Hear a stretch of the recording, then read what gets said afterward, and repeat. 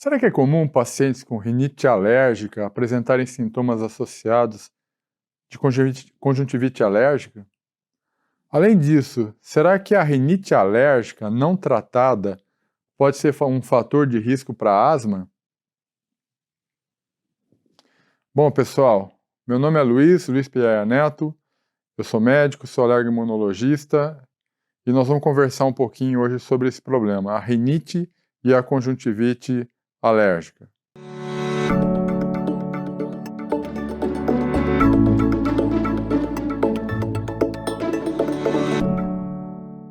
Bom, vamos começar falando então sobre a rinite alérgica.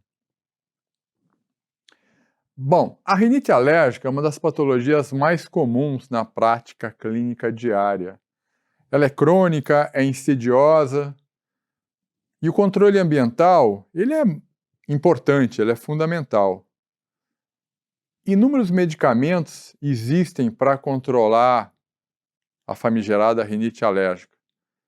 E nós precisamos ter uma noção de custo, nós médicos, porque não adianta você prescrever aquele medicamento que o propagandista falou que foi lançado ontem. Às vezes, o paciente não tem condições de comprar. Imunoterapia, ela é importante e eficiente, né?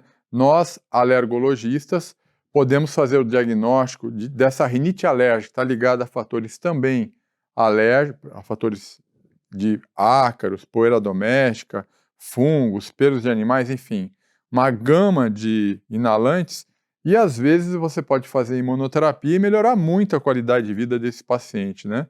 Como diz o caipira, a rinite não mata, mas aleja.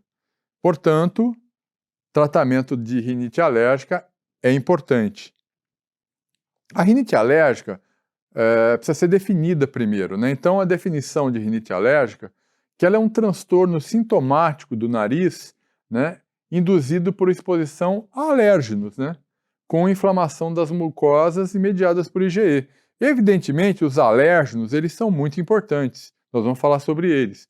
Não só os alérgenos, mas as mudanças bruscas de temperatura, a poluição atmosférica, tudo isso, né, em cima de um campo bastante minado, o indivíduo atópico, né, vai definir, então, esses sintomas no indivíduo que desenvolver rinite alérgica, né? Então, quando ele se expor a alérgenos, vai inflamar as mucosas e vai produzir, então, sintomas. Com relação à epidemiologia da rinite alérgica, né, ela é um problema global de saúde pública. Atinge, em média, até 20% ou mais da população brasileira e mundial, né? E os quadros podem ser bastante persistentes, né? Esses são os mais graves. Indivíduos, então, que têm sintomas mais que 3 vezes por semana, o mês todo. Então, é uma chamada uma rinite persistente, né? Apesar de não ser uma doença grave, não ter a taxa de mortalidade elevada, pelo contrário, mas tem uma taxa de morbidade bastante alta, né? Ela modifica a vida social do paciente, né? Quer seja crianças na escola, ou então indivíduos adultos também na escola, na faculdade, né? No trabalho e até no lazer, né? Então, o indivíduo fica com sintomas que atrapalham, né, o seu dia a dia. Pacientes que têm rinite persistente, né, deveriam ser avaliados para asma. Chega de volta novamente a nossa pergunta inicial, né? Então, história, exame físico e até medidas de função respiratória são importantes, porque um indivíduo que tem rinite persistente, como eu disse, mais que 3 dias na semana, né, o mês todo, né, acaba tendo, então, sintomas crônicos e esses mesmos agentes desencadeantes podem levar a quadros também mais baixos a nível pulmonar, levando o indivíduo, então, a desenvolver quadros de asma, né? Pacientes com asma também deveriam ser avaliados para rinite. Muitas vezes o pneumologista se preocupa muito com a asma do indivíduo e não lembra que ele também pode ter rinite, não é? Então, é importante se tratar o paciente como um todo. As mesmas causas, né, que produzem rinite podem produzir asma, né, e também conjuntivite. Então, tudo isso o paciente tem que ser tratado globalmente, né? Ele tem que ser olhado como um indivíduo que tem rinite e pode desenvolver asma, ou então um indivíduo que tem asma que também tem a rinite, né? Como eu disse, os fatores causais podem ser os mesmos, né? Então, uma estratégia combinada para se tratar seria o que a gente pode ter de mais eficaz, né? E mais seguro, né? Um indivíduo, então, que seja visto como um todo. Um indivíduo que é atópico pode ser asmático, pode ter rinite e pode ter também conjuntivite, né? Entre outros. E isso que o ARIA, um grupo, então, em 2001, né, desenvolveu um trabalho, né, através, na época, do Jean Busquet, onde ele lançou, então, essa proposta, né, o ARIA, a Rinite Allergic Rhinitis Impact on Asthma, né? Então, a rinite alérgica e seu impacto na asma, né? Um indivíduo, então, que tem rinite não deve ser olhado somente como um indivíduo que tem rinite, principalmente as rinites persistentes, né? Ele deve ser olhado como um todo. Lembrar que o que causa, vou repetir novamente, o que causa rinite pode causar asma, e as rinites mais persistentes, principalmente as moderadas severas, podem, com o tempo, também afetar áreas mais baixas do aparelho respiratório, né, fazendo então que o pulmão também seja acometido e aí o indivíduo pode desenvolver quadros de asma. Então, diria assim que uma estratégia combinada, né, para tratar as duas coisas seria importante. Você observar se o indivíduo tem também algum sintoma de asma. O ARIA, então, é isso que eu falei, a rinite alérgica e seu impacto na asma. O conceito, na verdade, é que as vias aéreas são unidas, né? Não se separando mais o que é a via aérea superior, que é a via aérea inferior, né? É via aérea, né? E a via aérea única. Então, o que causa problemas em cima, no primeiro andar, vai causar problema no segundo andar também. Então, alguns pacientes, né, a sintomatologia vai predominar mais na via aérea superior, mais a nível nasal, faringe, né? E em outros na via aérea inferior, mais a nível de brônquios, né?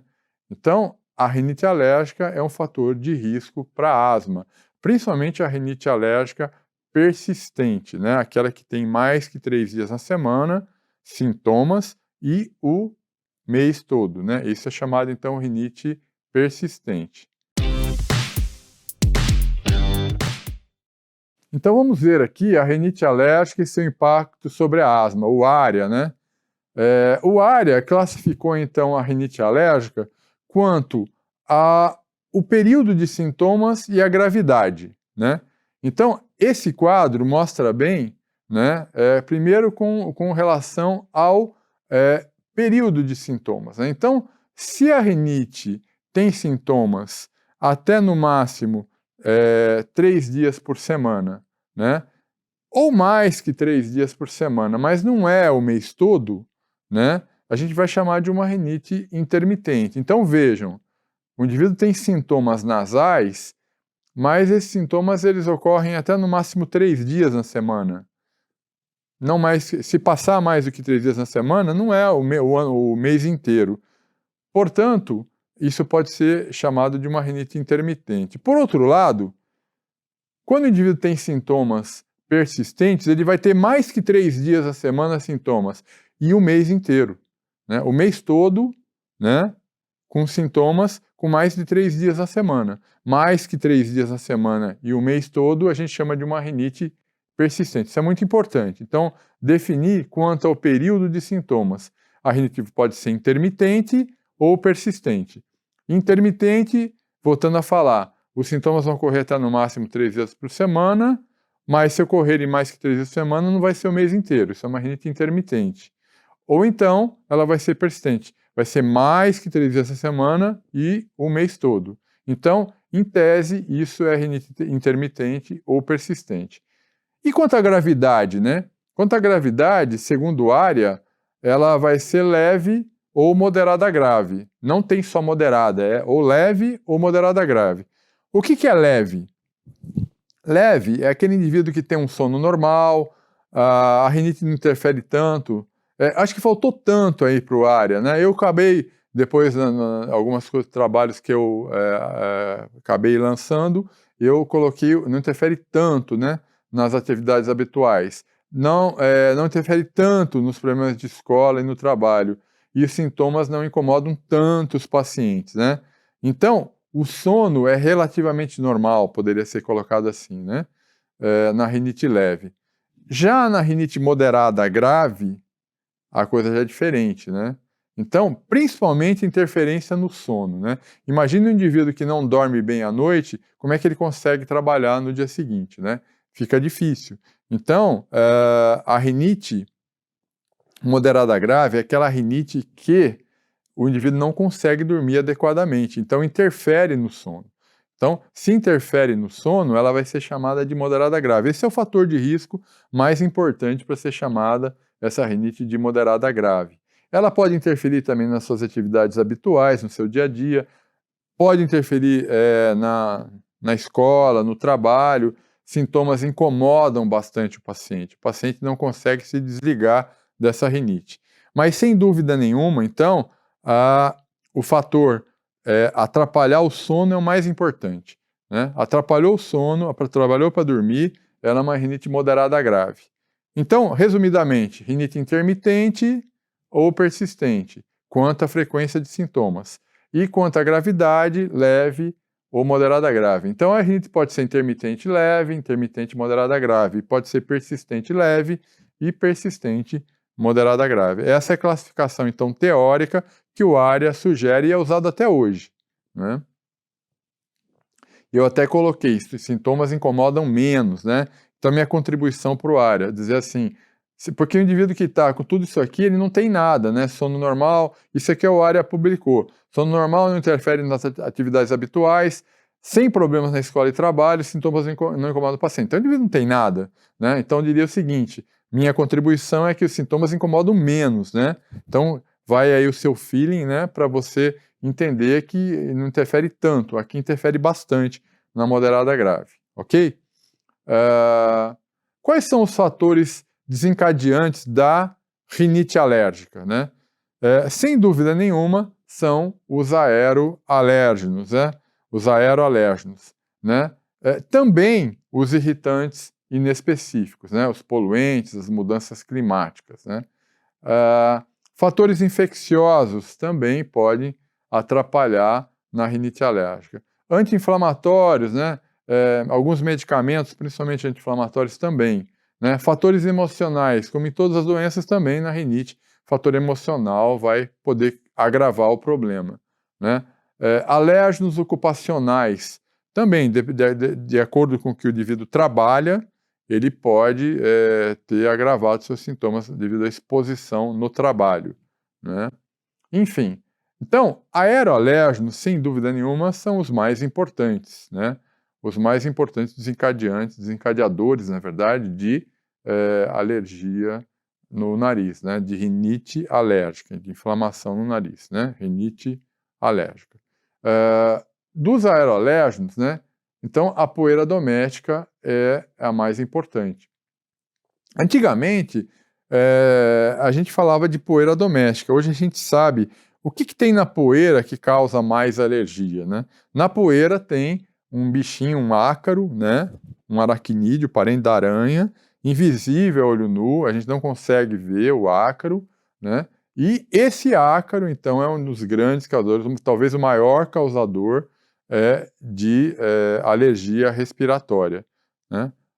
Esses ácaros existem várias espécies, né? Então, os dermatofagoides, pteroníceos, dermatofagoides farinae, blomia tropicalis e outros. Esses três que eu falei são os mais importantes, né?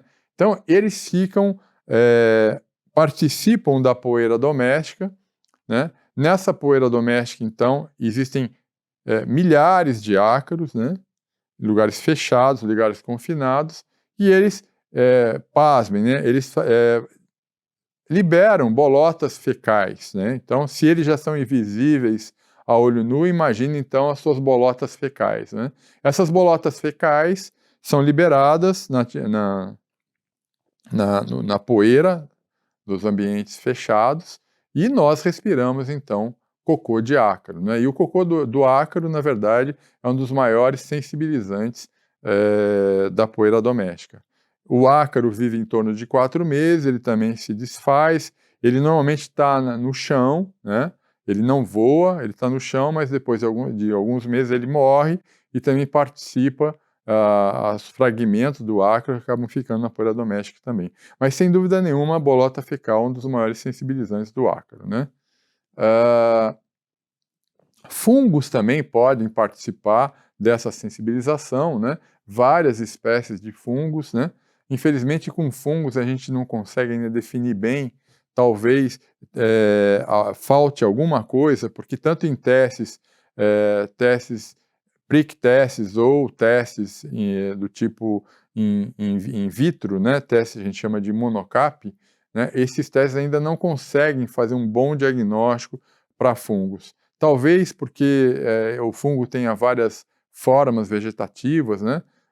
Ou talvez porque a gente não conseguiu ainda definir bem como que a gente deve testar o fungo, né? De qualquer forma, o fungo a gente sabe que participa também desse processo de alergia respiratória, né? Tem a sua importância, só que quando a gente faz teste tanto em vivo como in vitro, normalmente vem negativo, né? Raramente vem tão positivo quanto o ácaro, né? Mas isso vai estar evoluindo, quem sabe num futuro próximo a gente possa ter uma possibilidade de fazer testes, tanto em vivo como in vitro, mais efetivos para se testar, então, a importância do fungo na sensibilização da poeira doméstica. Animais domésticos, né, principalmente cão e gato. Então, cão e gato hoje são importantes na sensibilização também dos indivíduos, né, dos indivíduos alérgicos. Então, principalmente o pelo do gato, né, o pelo do cão, né, e outros componentes também da saliva, da urina, podem sensibilizar indivíduos, então, predispostos, né, e produzir rinite alérgica. Pólens, né? Essa é uma questão muito polêmica, né? Porque pólens são estudados principalmente no hemisfério norte. Então, Europa, Estados Unidos, sim, lá a polinização é importante. Depois de uma estação climática bastante fria, por exemplo, o inverno, você tem a primavera, né?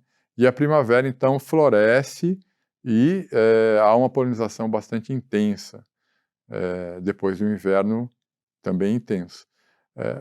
Infelizmente, aqui no Brasil, no hemisfério sul, isso não ocorre, né? Então, além disso não ocorrer, não temos temperaturas tão baixas, nem uma primavera tão efetiva, e também muitas plantas, muitas árvores que existem lá no hemisfério norte não existem aqui. Então, a bétula, a ambrósia, são espécies de plantas que existem mais no hemisfério norte, não no hemisfério sul.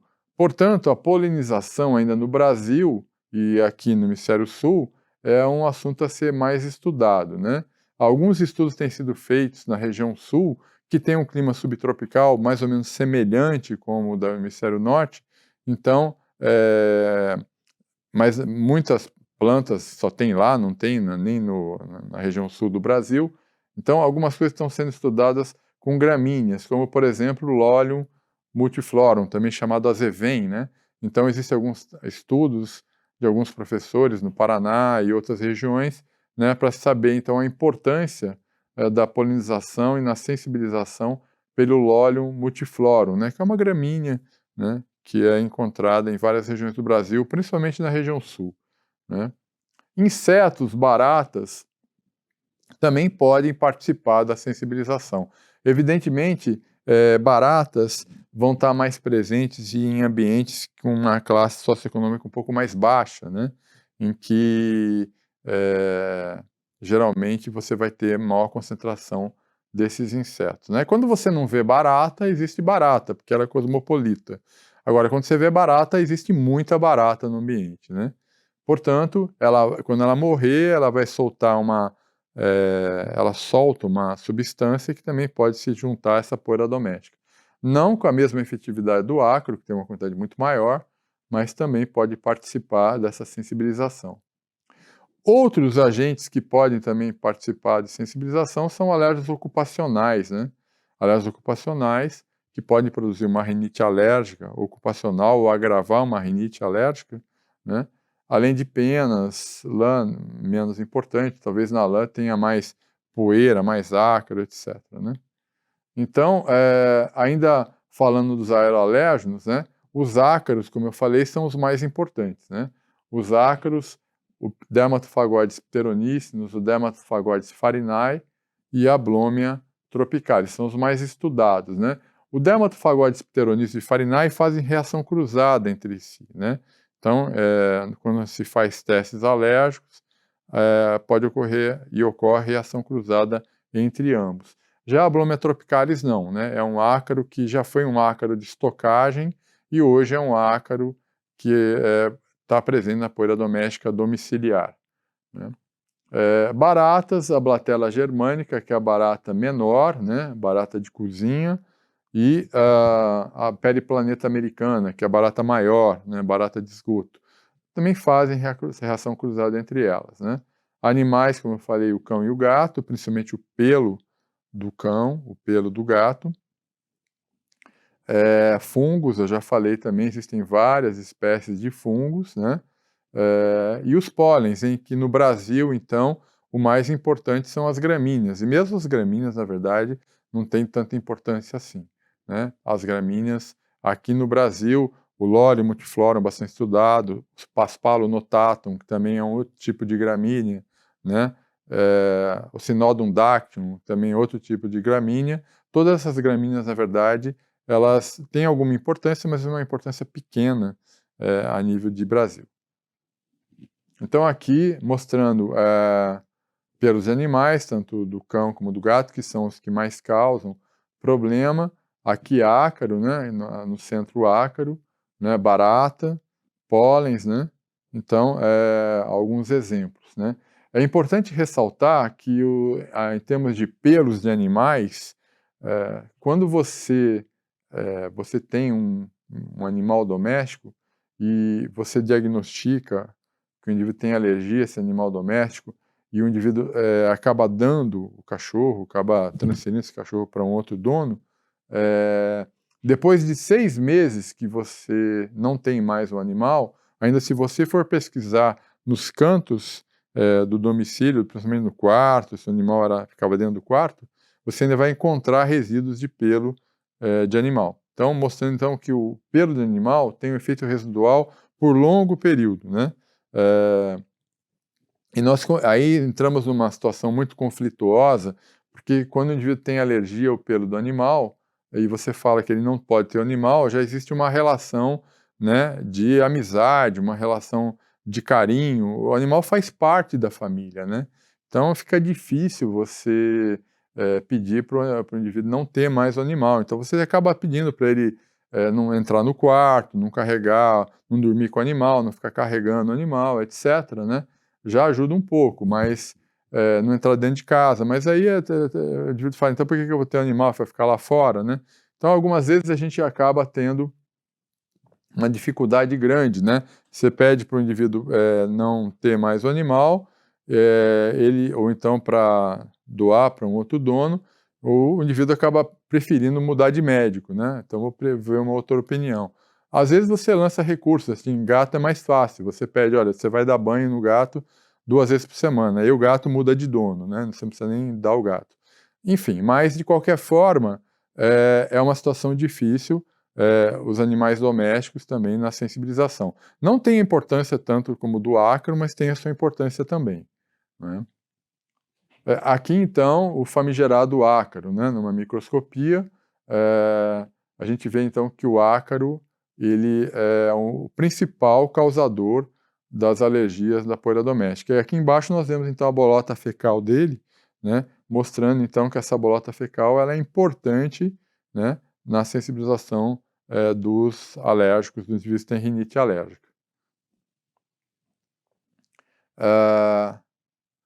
Aqui mostrando, aqui é só a classificação, né, que o ácaro pertence ao domínio eucariota do reino animal, ele é um artrópode, portanto ele é parente dos crustáceos, né, dos camarões, lagostas, caranguejos, siris, pode dar reação cruzada, inclusive, né? Ele pertence à classe Aracnídea, ele é parente das aranhas também, dos escorpiões, né? Acariforme, ordem Acariforme, família Pyroglyphidae, né? E gênero Dermatofagoide, espécie Pteroníceos, por exemplo. Aí nós classificamos Dermatofagoide Pteroníceos, né? Então lembrar que ele é um artrópode, né, também, e pode dar reação cruzada. Determinadas frações proteicas podem produzir, então, reação cruzada com camarão. Por exemplo, a tropomiosina, né? O ácaro tem tropomiosina e o camarão também. Portanto, em alguns casos, a gente aprende, na verdade, é o que a gente aprende no dia a dia, que a alergia você primeiro precisa se sensibilizar e numa segunda vez você vai ter a reação. Nesse caso aqui, existem até histórias que se conta de pacientes que têm alergia a ácaro e precisa ser a tropomiosina. Portanto, se o indivíduo tiver alergia a ácaro, tiver sensibilizado a uma proteína chamada tropomiosina e nunca tenha comido camarão, que também tem tropomiosina, né? Pode ser que na primeira vez ele desenvolva um quadro de alergia se ingerir camarão, né? Porque participa, né, do filo dos artrópodes, então tem proteínas semelhantes, né? Frações proteicas semelhantes. Então, essa é um problema de muitos indivíduos que nunca comeram camarão, tem alergia a ácaro e numa sensibilização, então, de primeira vez com camarão, desenvolveu o quadro de alergia e a gente pode dar essa explicação, então. Quanto a outros fatores poluentes, desencadeantes e agravantes, nós temos os poluentes e mudanças climáticas, né? Então, desde fumaça de cigarro, por exemplo, indivíduos que ainda fumam dentro de casa, né? Poluição de automóveis, poluentes atmosféricos, né? Perfumes, tintas, tudo isso pode causar reação de agravamento da rinite. Ar-condicionado, alterações climáticas, mudanças bruscas de temperatura, né? Ou então você entrar num lugar onde está muito frio com ar-condicionado, sair para outro lugar mais quente, tudo isso aí pode desencadear um mecanismo colinérgico e piorar a rinite. Então tá aí, fumaça de cigarro, ar frio, poluentes do ar, tudo isso pode agravar um quadro de rinite alérgica. Infecções também, né? Então o resfriado comum, desde o rinovírus, né, até outras infecções respiratórias virais, por exemplo, influenza, né? Infecções bacterianas, né?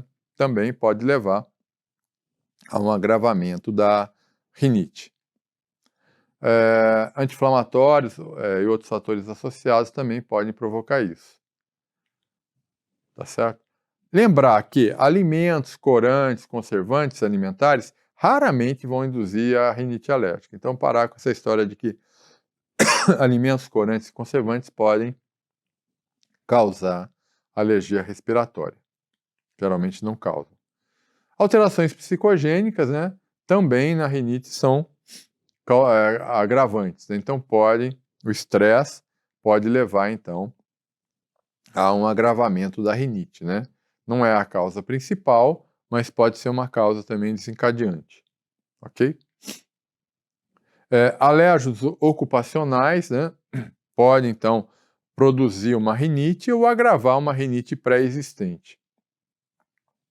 Os alérgicos ocupacionais provavelmente são a única causa de rinite alérgica com início na idade adulta. Normalmente, a rinite vai iniciar-se na infância, já na adolescência, né? Raramente na idade adulta. Então, quando uma rinite começar a ocorrer na idade adulta, sempre pensar num alérgeno ocupacional, né?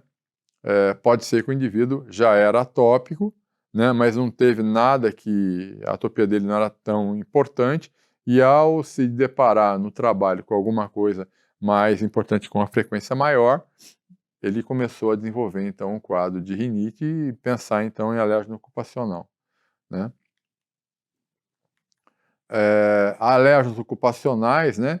Por exemplo, nós temos um trabalho publicado sobre o alérgeno do padeiro, né? Quer dizer, a alergia do padeiro por farinha de trigo, né? Indivíduo que nunca tinha tido nenhum problema, ou tinha outros que tinham tido problema mais leve, na infância não teve mais, e aí no trabalho, começar a mexer com farinha de trigo, esse pó da farinha acabou desenvolvendo quadro de asma ou de rinite, ou então voltou a ter um quadro de rinite que só tinha lá na infância e voltou até agora. Então são alérgicos ocupacionais que causam problema ou que agravam problemas de rinite, né?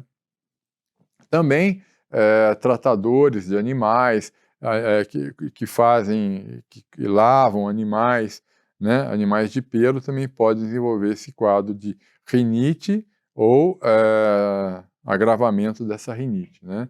O látex também pode, em alguns casos, levar o início seria uma rinite, mas depois uma asma, uma urticária, até anafilaxia, né, numa reação IgE mediada, né? Então, existem várias substâncias que podem ser causadores de alergia ocupacional, de rinite ocupacional, né? Então, você tem, na verdade, no caso da fisiopatologia da rinite alérgica, você tem a fase imediata e a fase tardia, né? Além de uma hiperreatividade do sistema nervoso central associada. Então, nós vemos aqui que a fase imediata, né, é aquela fase onde a liberação pelo mastócito de substâncias farmacologicamente ativas, né? Então, você vai ter lá desde, né, o gânglio periférico, onde você teve o contato, a célula apresentadora de antígeno trouxe lá uma fração do ácaro, apresentou essa fração do ácaro para um linfócito CD4 TH2, esse linfócito CD4 TH2 mandou o linfócito B produzir anticorpos de alergia, IgE, né? O indivíduo tem uma predisposição genética para ser alérgico. Então, produziu-se uma série de anticorpos de IgE. Esses anticorpos de IgE, eles vieram pela circulação e acabaram tendo uma aproximação com o mastócito, se uniram ao mastócito, como nós vemos aí. E essa aproximação, então, com o mastócito, essa ligação com o mastócito, né, numa próxima exposição a esse alérgeno, vai haver uma ligação entre alérgeno, molécula de IgE e mastócito. Isso provoca, então, uma degranulação dessa célula, né, liberando uma série de substâncias farmacologicamente ativas que caem na circulação, produzindo vasodilatação, aumento da permeabilidade vascular, entre outras causas, né? E isso vai produzir, então, a nível nasal, prurido, né, coceira no nariz, prurido nasal, espirros, obstrução nasal e coriza, né? Então, são os 4 sintomas principais da rinite alérgica: prurido, espirros, coriza e principalmente obstrução, né? Obstrução nasal, talvez um sintoma, não diria que mais importante, mas um sintoma bastante importante, né? Isso é a fase imediata, né? Então, linfócito CD4 TH2, teve a célula apresentadora de antígeno que apresentou o antígeno, linfócito CD4 TH2 estimula o linfócito B a produzir IgE. IgE se ligou ao mastócito.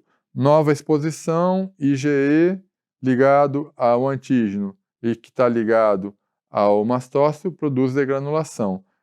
Imediatamente, num prazo de 20 minutos a 2 horas, você tem, então, prurido, espirros, obstrução, coriza. Ou imediatamente, né?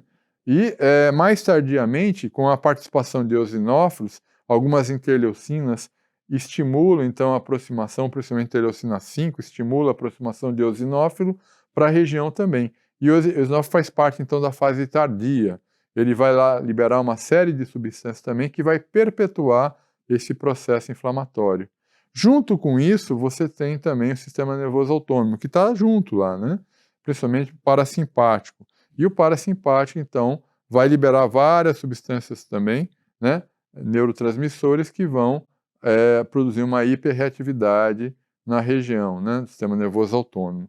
Então, fase imediata, fase tardia e hiperreatividade do sistema nervoso autônomo é que, então, fecham esse processo de inflamação a nível nasal. Rinite alérgica, o diagnóstico: história clínica, anamnese, exame clínico e exames complementares. Então, esse é o diagnóstico da rinite alérgica. A história clínica novamente, ela é sempre a fundamental. Fazer uma boa história clínica. Examinar-se o nariz e regiões, né? E depois você vai indicar exames complementares, de acordo com o que você observar. Então, é importante essa associação de procedimentos para se realizar o diagnóstico. A história clínica, sinais e sintomas característicos. Sintomas da rinite alérgica. O indivíduo chega para você e fala: doutor, tenho espirros em salva. Não vai falar assim, mas eu espirro toda hora, né? Um atrás do outro. Então, são espirros em salva, né? Coça muito meu nariz, prurido, né, nasal. Coriza, né? Coriza normalmente hialina, né? Meu nariz fica congestionado, doutor. E aí uma coisa importante, hein? Os sintomas oculares, que raramente os médicos esquecem de perguntar, né? Se você for ver alguns trabalhos ou for falar com alguns pacientes, a grande maioria que tem rinite alérgica também tem conjuntivite alérgica, né? É que o sintoma às vezes é menos importante, então raramente o indivíduo vai procurar você com os sintomas principais de conjuntivite alérgica. A maior parte das vezes vai ser devido a sintomas mais de rinite, mas o indivíduo também tem conjuntivite, né? É só você perguntar. E os sintomas de conjuntivite, sintomas oculares de conjuntivite alérgica, são principalmente o lacrimejamento, né? A hiperemia ocular, o vermelhidão, né? O prurido ocular também, o edema ocular, né? E pode ocorrer até edema palpebral, né? Pode estar associado. Mas normalmente, então, os sintomas vão estar mais relacionados com o nariz. E aqui, então, algumas fotos mostrando os sinais e sintomas característicos, né? A saudação nasal, o indivíduo quer tirar fora o nariz, né? De tanto que ele quer coçar. Isso leva, então, àquela formação das pregas de Demi Morgan, né? Bastante conhecidas, né? Esse facies típico de alérgico, né? Isso é bem característico. Então, você examinando a cavidade nasal, você vai olhar a mucosa, né? Vai olhar a mucosa, vai ver como é que está a coloração dessa mucosa, se ela está muito hiperemiada, se está muito pálida. Então, esses sinais são importantes. Ver se tem secreção ou não, qual é a cor da secreção, qual é o volume dessa secreção, né? Os cornetos nasais, né? Ver se eles estão edemaciados ou não, aumentados ou não, né? Se tem pólipos nasais ou não também. Então isso é importante, né? Ver alterações no nariz. Normalmente nós vamos ver mais a coloração de mucosa, a hipertrofia, né? De cornetos nasais, se tem secreção também.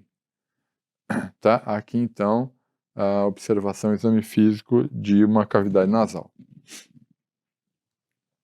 E depois chegamos então nos exames subsidiários, né, exames específicos, né, em que você pode pesquisar a IgE específica, né.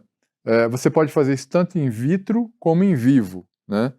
In vitro, né, a partir da década de 70, com o advento então do RAST, Radio Allergic Sorbent Test, e posteriormente Imunocap, né, a gente consegue fazer esse diagnóstico também in vitro.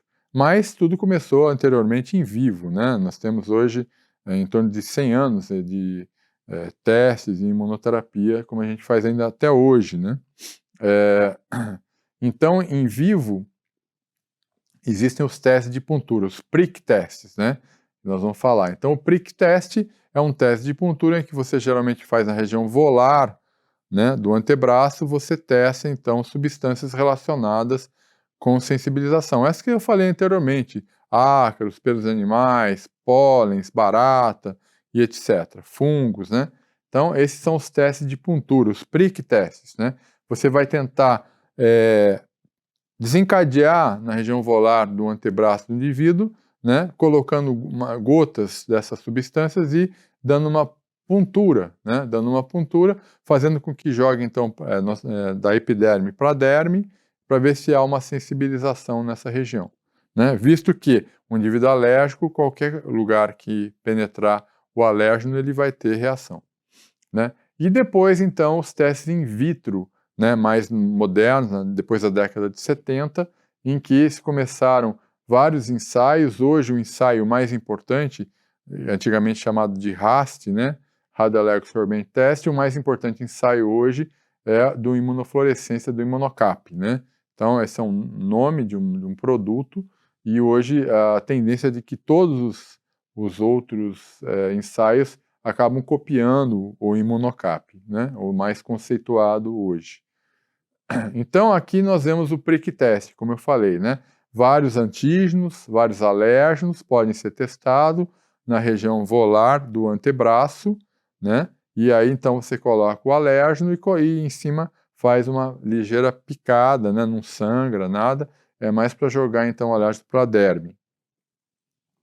Aqui então mostrando então como é que se faz o prick test ou teste de puntura. Existem várias lancetas, né?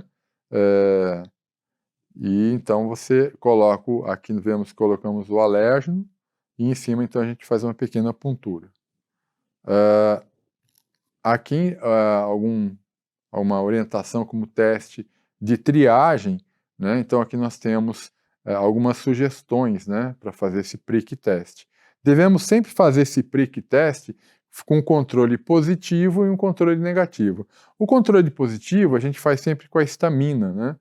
Então é o nosso controle positivo. Ela vai ter que dar positivo sempre, para mostrar que o indivíduo reage nessa região, né? A histamina é uma substância vasodilatadora, aumenta a permeabilidade vascular, então ela vai dar a reação mesmo no indivíduo não alérgico. Então é um teste, é um controle positivo. Já do outro lado, o controle negativo, ou seja, apenas os solventes da solução, uma solução fisiológica, no máximo com conservante, para saber então que o indivíduo não tem reação a essa substância e também não tem dermografismo, né? Porque você vai fazer uma puntura. E aí, então, se o teste positivo der da histamina por convenção 3 milímetros ou mais, e o teste negativo der negativo, então você pode, o restante, você está apto para ler o resultado. Normalmente a gente vai testar por aqueles alérgenos que eu falei, então, né? Dermatofagoides pteroníceos, dermatofagoides farinae, né? Alguns fazem dermatofagoide mixel, que eu não recomendo, porque eles fazem reação cruzada, mas o ideal é fazer separado. Ablomia torpicaris, barata doméstica, fungos mix, normalmente se reúne vários fungos ao mesmo tempo, se faz o teste de vários fungos. Às vezes se separem alguns fungos específicos, como o aspergillus, né, e outros. Pelo de cão, pelo de gato, penas, muitas vezes não se faz. Pólens de gramíneas, né, se mistura então às vezes as gramíneas mais importantes no Brasil, que é o Lorium multiflorum, Synodon dacnum e Paspalum notatum, mas normalmente pobre de resultado positivo, né? O látex inalatório e o trigo inalatório. São algumas sugestões que você pode fazer um teste de triagem. E no caso do teste in vitro, né, o Imunocap, né, aqui nós temos como é que é o padrão desse teste. Nós temos aqui a fase sólida, né, onde que você coloca o alérgeno que você quer testar, por exemplo, um dermatofagoides, então você coloca o dermatofagoides aí, né, aí você coloca então o soro do paciente, né, o sangue centrifugado, e você coloca então o soro do paciente. Se ele tiver anticorpos IgE contra esse alérgeno, ele vai reagir e vai ficar preso a esse alérgeno, né? Aí você coloca um anticorpo, um anti-IgE, marcado com uma enzima, por exemplo, né? E ela vai então sensibilizar a máquina vai ler isso aí, né? E vai mostrar então que ele tem muitos ou poucos anticorpos contra aquele alérgeno, tá? Então, esse é o princípio do método Imunocap, na verdade do RAST, né? E hoje o método Imunocap como mais usado. Essa é uma máquina do Imunocap. O Imunocap, então, ele seria um método bastante padronizado, com medidas específicas e sem um envolvimento humano tão intenso, né? Então, fazendo com que ele seja um método bom para avaliar IgE específico, né? Ele pode ter esse tamanho pequeno, como pode ser o tamanho de uma sala grande, dependendo da quantidade de exames que você vai fazer, né? Então, essa relação entre o que é melhor, fazer prick teste ou teste in vitro, né, fazer imunocap, qual que é melhor? Ambos são bons, né? A ferramenta do alergologista, na verdade, é o prick teste, mas ele pode também lançar a mão de fazer teste in vitro, o imunocap. Acho que eles se completam, diria isso, né? Então, na verdade, o prick test é mais sensível, porque ele é feito no próprio paciente, mas o imunocap é mais específico, não tem envolvimento humano muito intenso, é uma máquina que faz, né? Não tem nenhum viés, né? O prick test, ele é mais rápido, porque você faz na hora, o menor risco no teste in vitro não diria, porque tem talvez teoricamente um risco menor, porque você está fazendo fora do paciente, mas o risco é muito pequeno para desenvolver um quadro de alergia anafilática, etc. Na técnica é simples, no prick test, para quem sabe fazer, mas no caso, o teste in vitro, doença de pele não interfere. Então, portanto, um indivíduo tem dermatite atópica, por exemplo, que não tem lugar para testar, então, às vezes, você é obrigado a lançar a mão do imunocap, né? O custo no prick test, menor custo, talvez hoje o prick test tem um custo até maior, já foi mais alto no teste in vitro, hoje ele caiu bastante, né? E lembrar que teste in vitro, os antihistamínicos não interferem. Então, quando você vai fazer um prick test, o antihistamínico tem que ficar uma semana sem tomar. Então, o indivíduo está tomando antialérgico, ele tem que parar uma semana. E às vezes ele não consegue. Já no imunocap, no teste in vitro, você pode fazer mesmo tomando um antihistamínico, né? Enfim, são testes que se completam. Tá? E a correlação entre ambos, ela pode variar entre 85% e 95% de positividade entre ambos. Bom, vamos falar então da rinite alérgica e seu tratamento, né? Bom, o tratamento da rinite alérgica, a primeira coisa que a gente tem que fazer é pensar no controle ambiental, né? Só o controle ambiental não vai tratar a rinite alérgica, tá? Mas o controle ambiental, ele é importante, né, em toda a situação de tratamento da rinite. Então, sabemos, já falamos que o ácaro, ele é importante, né, na gênese da rinite alérgica. O controle ambiental é importante, então, você dizer para o indivíduo, você tem que capar os seus colchões e travesseiros, né? Lavar as roupas de cama, no mínimo 1 ou 2 vezes por semana. Evitar a exposição em tudo que propicia o acúmulo de poeira, como roupas, cobertores de lã, brinquedos, livros expostos, né? Então, a gente vê casos de pessoas, por exemplo, que passam na verdade, nós estamos agora no verão, depois inverno, outono, aí quando chega no inverno, roupas, agasalhos e cobertores ficaram lá vários meses, né, guardados em imóveis, né? Então, quando você vai tirar, isso está cheio de ácaro, né? Então, é importante que se lave tudo isso aí para se evitar esse tipo de problema, né? Evitar irritantes inespecíficos também, né? Poluição, cheiros fortes, né? Cheiros ativos, produtos químicos, tudo isso aí, né? A limpeza diária com pano úmido, isso é importante, né? Não usar vassoura, espanador, pano úmido. Ou então, alguma coisa que possa ter aspirador de pó, por exemplo, que possa ter filtro EPA, né? Com filtro EPA. Evitar áreas de mofo na casa, né? É importante também, áreas de umidade e que tenham mofo, né? E não ter animais domésticos, né? A gente acaba dizendo para o paciente, ó, você pode ter tartaruga ou pode ter peixe, né? Não tem muita graça, mas pelo menos não vai causar alergia. Então é importante que animais de pelo, né, para quem é alérgico, acaba sendo um problema maior, porque o animal de pelo, além de poder causar pelo próprio pelo uma reação alérgica, você tem ainda o problema que o animal de pelo não toma banho todo dia como o ser humano, então ele vai acumular ácaros no seu pelo. E a gente sabe que o pelo do animal acaba sendo assim uma fonte de alimento para o ácaro. Então, se você tem ácaros no ambiente, não é? E tem animal presente, ele solta pelos, esses pelos então vão aumentar a população de ácaros, né? É como você jogar queijo e vem muito rato, então vai vir soltar pelo e vai vir muito ácaro, aumenta a população de ácaros, né? Então com isso, o indivíduo que é alérgico, muitas vezes a gente vê no consultório, doutor, não tem alergia então ao cachorro, então eu posso ter cachorro? Não, você tem alergia a ácaro. Então, se você tiver animal doméstico, esse animal doméstico vai acumular ácaro nos seus pelos, vai soltar pelo e vai aumentar a população de ácaro na sua casa. Então, não pode ter animal doméstico, tá certo? Não fumar e não deixar ninguém fumar no ambiente, também é importante. Então, o controle ambiental, ele é importante, né? Ele é importante, mas não é a única coisa a ser feita, é uma das coisas a serem feitas, né? Podemos usar, então, os anti-histamínicos, né, anti-histamínicos orais de segunda geração, para não dar sono, né, então isso é importante.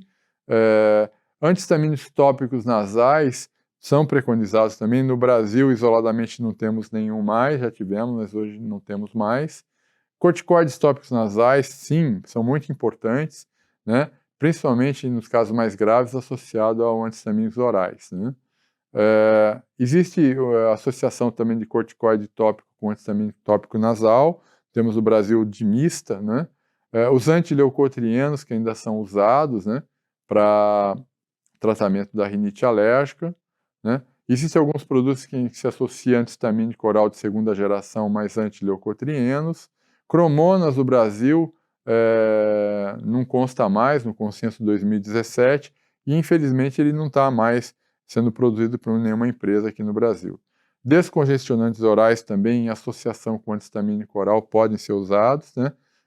Eles podem produzir palpitação, tremor, etc., mas é uma possibilidade que eu não gosto muito, mas ela pode ser usada em algumas situações também especiais.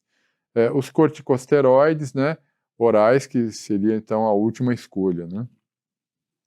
Anticolinérgicos tópicos nasais estão fora do mercado já há algum tempo, né, só tem para inalação. Descongestionantes tópicos nasais, a gente tem que descontinuar isso, não deve usar, porque isso acaba fazendo com que o indivíduo fique pior, não é? Então melhora muito a rinite alérgica, o descongestionante tópico nasal, mas leva uma série de efeitos rebote que não é interessante para o tratamento da rinite alérgica, né? Soluções salinas, hoje em dia a gente usa muito jato contínuo, né?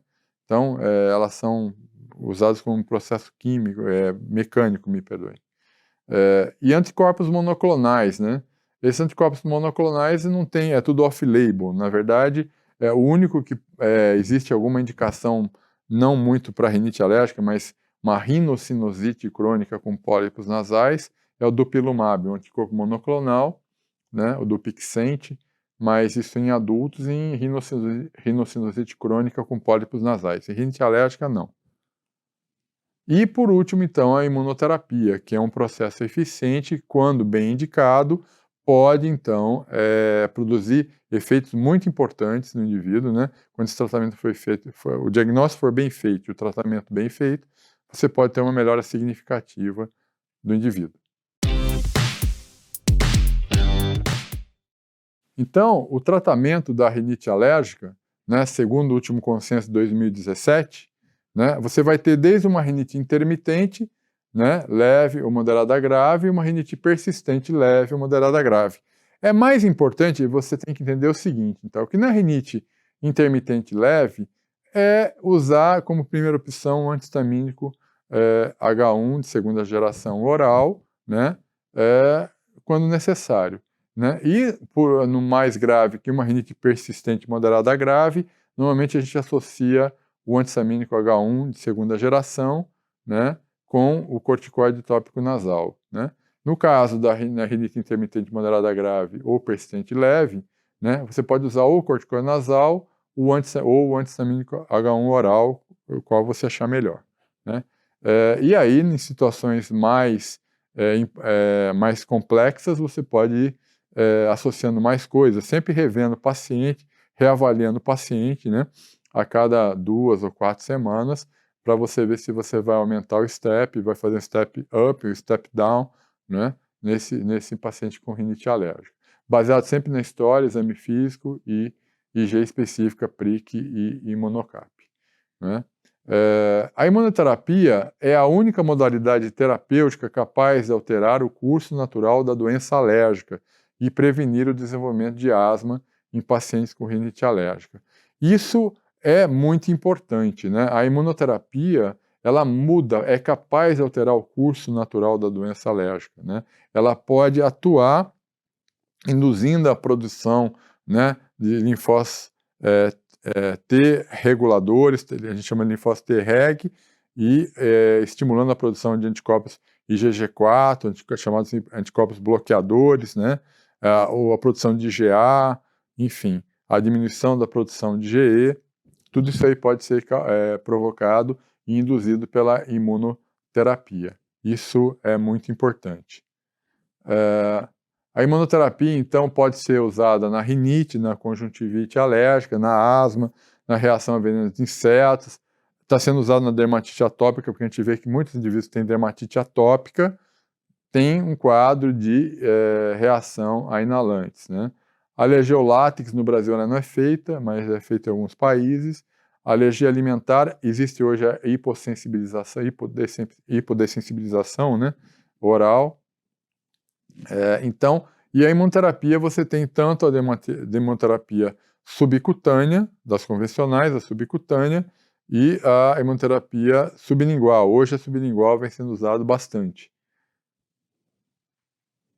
Bom, essa é a primeira parte, né? A segunda parte, como eu disse, o indivíduo que tem rinite alérgica pode ter também conjuntivite alérgica, né? É difícil que ele tenha, a maior parte vai referir mais rinite para você, mas alguns vão chegar falando de conjuntivite, tá? Então, a conjuntivite alérgica, né, a definição, então, é que isso ocorre a nível ocular ou nas estruturas próximas dos olhos, né, como as pálpebras, né?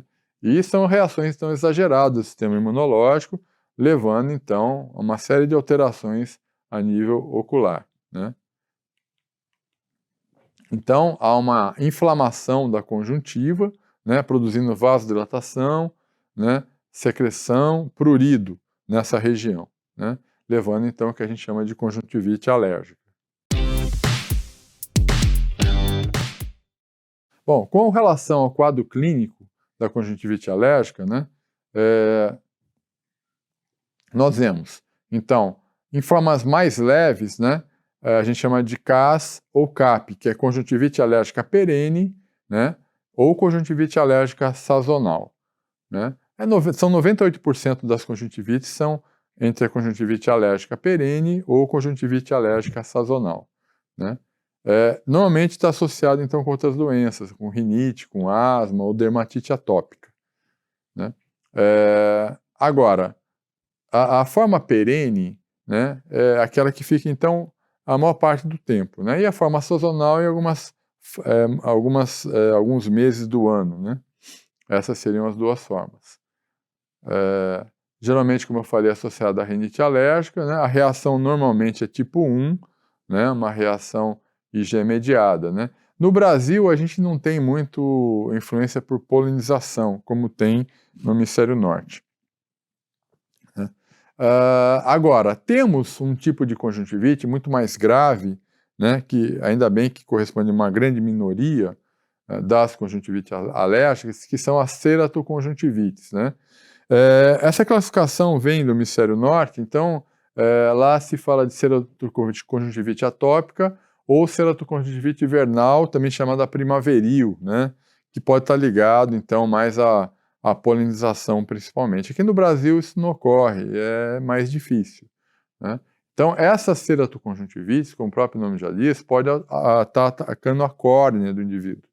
E com isso, então, levar à deficiência visual com o tempo, a ceratocone, né? Então, é muito importante nesse caso, então, que você avalie junto com o oftalmologista para que veja como é que está, então, essa córnea do indivíduo, se ela está tendo alguma alteração, para se classificar se o indivíduo está tendo, então, apenas uma conjuntivite mais superficial ou uma ceratoconjuntivite, né, que pode estar levando, então, a alguma alteração da sua córnea, né? O efeito inflamatório é muito mais danoso, né? Então, no Brasil, na verdade, deveria ser chamado de conjuntivite persistente grave, né? Ou conjuntivite intermitente grave, né? Porque, na verdade, não temos a conjuntivite primaveril, né? Mais ligada à primavera, à polinização. Então, o ideal seria ser chamado de conjuntivite persistente grave, no caso seria conjuntivite atópica, ou então conjuntivite intermitente grave, no caso da ceratoconjuntivite vernal ou primaveril. Temos outros tipos de conjuntivite, como a conjuntivite papilar gigante, que está mais ligada a lentes de contato, né, e outras possibilidades, né. Então, a conjuntivite papilar gigante pode ser causada também por um trauma contínuo, né, na conjuntiva, né. O mais comum é lente de contato, normalmente. Temos também a blefaroconjuntivite por contato. Essa blefaroconjuntivite por contato é um processo inflamatório mais tipo 4, mais celular, né? Que leva a uma dermatite de contato na região próxima ao olho, né? Então, causada mais por apitenos. Seria como se tivesse uma dermatite de contato na região ocular, né? Então, alguns apitenos que são aplicados sobre a conjuntiva ou sobre a pálpebra, então levando uma chamada blefaroconjuntivite de contato, né?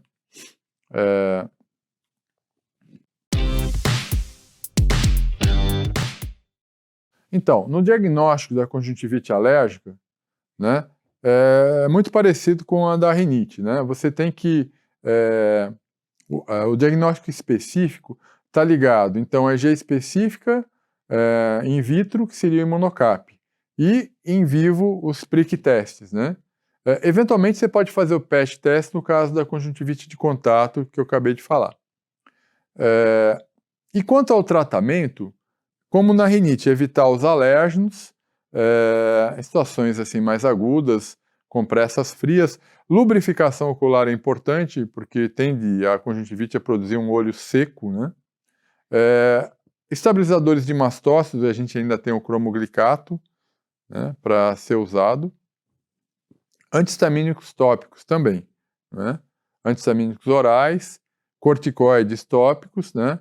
Isso deve ser usado por curto período, pode trazer efeitos colaterais. Tacrolimus, tacrolimus no Brasil não é produzido, você tem que mandar manipular, né? São imunossupressores. E a ciclosporina tópica também, que é outro imunossupressor. Antileucotrienos e corticoides orais, que você deve lançar a mão em última possibilidade, né? Corticoides nasais, eventualmente, pode ajudar de uma forma indireta na conjuntivite alérgica. Bom, temos ainda que lembrar com relação à imunoterapia, né? Como na rinite alérgica, você pode fazer imunoterapia para conjuntivite alérgica também, né? A conjuntivite alérgica, quando diagnosticada por alérgenos relevantes, você pode, então, fazer imunoterapia para tratar a causa do problema dessa alergia. É comum os pacientes com rinite alérgica apresentarem sintomas associados de conjuntivite alérgica.